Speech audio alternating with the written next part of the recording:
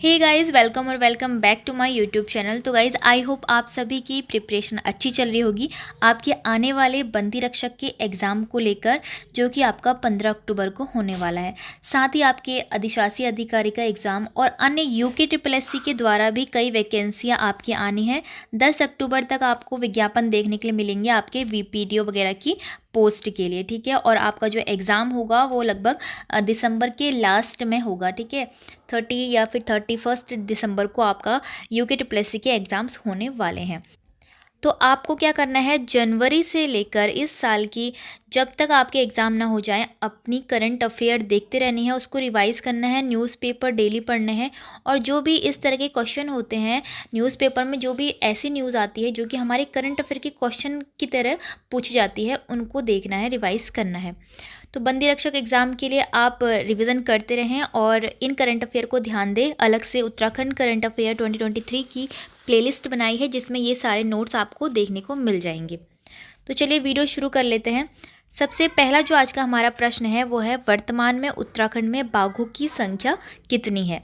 तो लेटेस्ट आंकड़ों के अनुसार उत्तराखंड में अभी टोटल 560 है बाघों की संख्या। अब इससे ही जुड़े कुछ अन्य प्रश्न भी आपसे पूछे जा सकते हैं, उत्तराखंड जीके में पूछ सकते हैं। वन्य जीव संरक्षण अधिनियम के बारे में अगर आपसे कभी पूछते हैं तो आपको बताना है 1972 में वन्य जीव संरक्षण अधिनियम भारत में लागू हुआ था। फिर उसके बाद टाइगर प्रोजेक्ट 1973 में आया। अब जो ये टाइगर प्रोजेक्ट है उससे जुड़ा हुआ उत्तराखंड से ही प्रश्न बनेगा कि जो टाइगर प्रोजेक्ट 1973 है वो कहाँ पर सबसे पहले हमने लगाया था। तो टाइगर प्रोजेक्ट 1973 उत्तराखंड में जिम कॉर्बेट नेशनल पार्क में इंदिरा गांधी द्वारा लॉन्च किया गया था।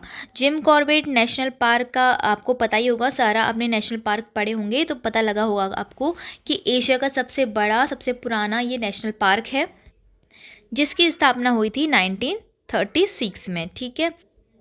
इसके अलावा 29 जुलाई को अंतर्राष्ट्रीय बाघ दिवस मनाया जाता है। अंतर्राष्ट्रीय इंटरनेशनल टाइगर डे मनाया जाता है 29 जुलाई को, ठीक है। 2010 से इस दिन को मनाने की शुरुआत हुई है रशिया से। इतना आपको याद रखना है इस टॉपिक के बारे में। अब अगले टॉपिक पे बढ़ते हैं। नीति आयोग द्वारा जारी एक्सपोर्ट प्रिपेयर्डनेस इंडेक्स रिपोर्ट 2022 में उत्तराखंड का हिमालयी राज्यों में कौन सा स्थान है। तो आपकी नीति आयोग के द्वारा एक रिपोर्ट जारी की गई जिसका नाम है एक्सपोर्ट प्रिपेयर्डनेस इंडेक्स रिपोर्ट 2022। इसमें हमें उत्तराखंड का हिमालयी राज्यों के क्रम में स्थान पूछा गया है, जो कि पहला है, ठीक है। मोस्ट इंपॉर्टेंट क्वेश्चन है, पहला स्थान हिमालयी राज्यों में बनता है। तो हिमालयी राज्यों में पहला स्थान उत्तराखंड का है, दूसरा स्थान हिमाचल प्रदेश का है और तीसरा स्थान है मणिपुर का। लेकिन वहीं अगर हम पूरे भारत की बात करें, भारत में पहला स्थान तमिलनाडु का है, दूसरा स्थान महाराष्ट्र का है, तीसरा स्थान कर्नाटक का है और पूरे भारत में उत्तराखंड 9वें स्थान पर आता है, ठीक है। हिमालयी राज्यों में पहले स्थान पर आता है लेकिन पूरे भारत में 9वें स्थान पर ये आता है। नीति आयोग द्वारा ये निर्यात प्रिपेयर्डनेस की रिपोर्ट जारी की जाती है। आगे बढ़ते हैं। विलुप्त होती जा रही उत्तराखंड की जनजाति वन राज्य की बोली का लिपिकरण व डिजिटलीकरण कौन करेगा। तो इसकी जिम्मेदारी ली है आईआईटी कानपुर ने। आईआईटी कानपुर क्या करेगा, जो उत्तराखंड की एक जनजाति है वनराजी जनजाति, जो कि उत्तराखंड की सबसे छोटी सबसे कम जनसंख्या वाली जनजाति है, जिसकी आपकी जो भाषा है वो मुंडा भाषा है, ठीक है। और ये ज़्यादातर चंपावत और पिथौरागढ़ के इलाकों में पाए जाते हैं। तो आपने पढ़ा होगा कि उत्तराखंड में टोटल 5 जनजातियां निवास करती है, जिनमें सबसे बड़ी थारू जनजाति है उत्तराखंड की। और गढ़वाल मंडल में देखें तो जौनसारी सबसे बड़ी वहां पर होती है। उसके साथ साथ भोटिया, बुक्सा और राजी यहाँ पर सबसे छोटी जनजाति होती है, ठीक है। तो ये 5 जनजातियों के बारे में आपको पता होना चाहिए। राजी जनजाति की बोली का लिपिकरण व डिजिटलीकरण किया जा रहा है, किसके द्वारा, आईआईटी कानपुर के द्वारा। वनराजी जनजाति को वनरौत भी कहा जाता है, ये भी आपको याद रखना है क्योंकि ये ज़्यादातर वनों में निवास किया करते थे। अब अगला हमारा प्रश्न है, उत्तराखंड के सीएम धामी द्वारा मेरा बूथ सबसे मजबूत कार्यक्रम की शुरुआत जुलाई 2023 में कहाँ से की गई है। तो एक और कार्यक्रम की शुरुआत हो रही है उत्तराखंड में, मेरा बूथ सबसे मजबूत कार्यक्रम। तो इसकी शुरुआत हो रही है देहरादून से, ठीक है। देहरादून से जुलाई 2023 में इसकी शुरुआत की गई। मध्य प्रदेश की राजधानी भोपाल से भारत में इसकी शुरुआत की गई थी, ठीक है। अब अगला टॉपिक है हमारा, हाल ही में उत्तराखंड के किन जिलों को केंद्र सरकार ने राष्ट्रीय गुणवत्ता आश्वासन मानक व लक्ष्य पुरस्कार से सम्मानित किया है। इसमें हमारे जो 3 यहाँ पर ज़िले आते हैं, हरिद्वार, चंपावत और नैनीताल। तो इन तीनों ज़िलों के एक एक यहाँ पर हॉस्पिटल दिए गए हैं, चिकित्सालय दिए गए हैं, जिसमें हरिद्वार का उप जिला चिकित्सालय रुड़की आता है और चंपावत का जिला चिकित्सालय आता है, बीडी पांडे हॉस्पिटल आपका नैनीताल का आता है। तो इन 3 जिलों को उत्तराखंड द्वारा राष्ट्रीय गुणवत्ता आश्वासन मानक और लक्ष्य पुरस्कार से सम्मानित किया गया है। अब अगला है हमारा, अल्मोड़ा के लक्ष्य सेन ने कौन सा बैडमिंटन टूर्नामेंट का खिताब जीता है। तो करेक्ट आंसर हो जाएगा कनाडा ओपन 2023। अब देखिए यहाँ से क्वेश्चन एक ऐसे भी बनता है कि जो लक्ष्य सेन है उनका संबंध किस स्थान से है, तो उसका करेक्ट आंसर क्या हो जाएगा, अल्मोड़ा हो जाएगा। और इस तरह से भी क्वेश्चन बनता है कि जो लक्ष्य सेन है वो किस खेल से संबंधित हैं, तो बैडमिंटन से ये संबंधित है और उत्तराखंड के अल्मोड़ा से हैं, ठीक है। अब इन्होंने कनाडा ओपन 2023 में एक टूर्नामेंट का खिताब जीता है।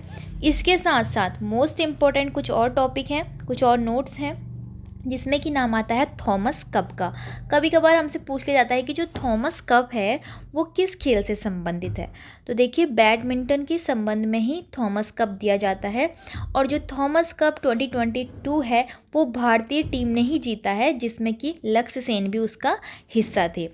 बर्मिंघम इंग्लैंड में कॉमनवेल्थ गेम में भी जो लक्ष्य सेन है उन्होंने गोल्ड मेडल जीता है। तो इतना आपको पता होना चाहिए लक्ष्य सेन जी के बारे में। अब अगला हमारा जो टॉपिक है वो है, आपदा के दौरान संवेदनशील क्षेत्रों में रहने वाले लोगों को समय पर अलर्ट करने के लिए कौन सा सिस्टम चलाया गया है।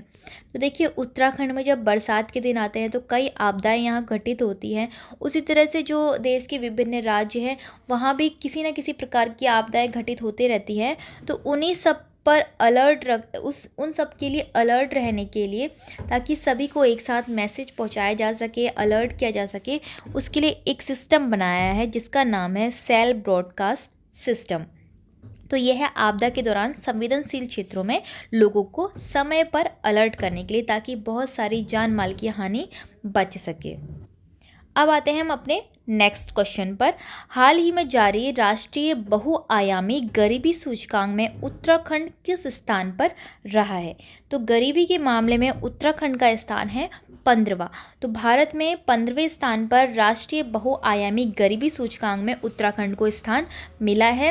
अब हम बात करते हैं उत्तराखंड में जो सबसे गरीब जिला है वो कौन सा है। तो हरिद्वार, देखिए उत्तराखंड के अंदर हरिद्वार में सबसे ज़्यादा गरीब लोगों की संख्या है। वहीं अगर हम भारत की बात करें तो भारत में सबसे अधिक बिहार और झारखंड राज्य गरीबी में श्रेष्ठ है, ठीक है। तो आपको समझ में आ गया होगा कि जो राष्ट्रीय बहुआयामी गरीबी सूचकांक जारी हुआ है उसमें उत्तराखंड का स्थान 15वें नंबर पे है और उत्तराखंड के अंदर हरिद्वार जिले में गरीबों की संख्या सबसे अधिक है।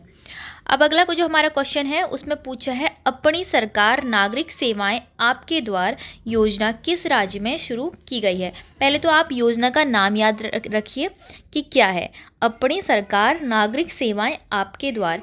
तो इस योजना की शुरुआत की है उत्तराखंड में देहरादून से, ठीक है। देहरादून से इसका प्रारंभ किया गया है। अगर ये देहरादून में सफल होता है तो इसके साथ साथ उत्तराखंड के अन्य जिलों में भी इस कार्यक्रम को, इस योजना को आगे बढ़ाया जाएगा, ठीक है। उत्तराखंड के देहरादून से ये प्रारंभ हो गया है। अब अगला जो हमारा लास्ट क्वेश्चन है उसमें हमसे पूछा है, यौन अपराध मुकदमे के निपटारे में उत्तराखंड पुलिस को देश भर में कौन सा स्थान हासिल हुआ है। देखिए यौन अपराध मुकदमे के निपटारे के लिए उत्तराखंड में पुलिस को देश भर में 4था स्थान प्राप्त हुआ है।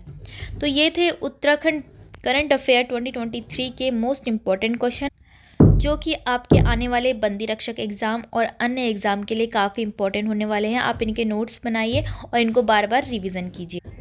इसके अलावा जो भी करंट्स अफेयर आते रहेंगे उसकी वीडियो हम इसी प्लेलिस्ट में अपलोड करते रहेंगे। आई होप आपको इस तरह की वीडियो से हेल्प मिल रही होगी। अगर आपको वीडियो पसंद आई तो वीडियो को लाइक, शेयर और चैनल को सब्सक्राइब जरूर कीजिएगा।